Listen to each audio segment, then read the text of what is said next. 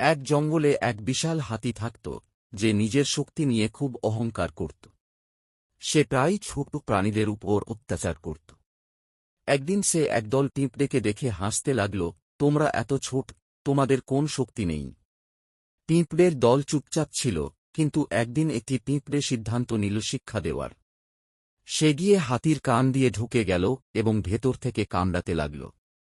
বিশাল হাতি ব্যথায় চিৎকার করতে লাগল, কে রে, বাঁচাও। অবশেষে হাতি জলায় ঝাঁপ দিয়ে কষ্ট করে পিঁপড়েটিকে বের করল। তারপর সে নিঃশব্দে চারদিকে তাকিয়ে বলল, আজ বুঝলাম, ছোট হলেও কাউকে ছোট ভাবা উচিত নয়। পিঁপড়েটি মৃদু হেসে বলল, ক্ষমতা শুধু আকারে নয়, বুদ্ধি আর সাহসেও থাকে।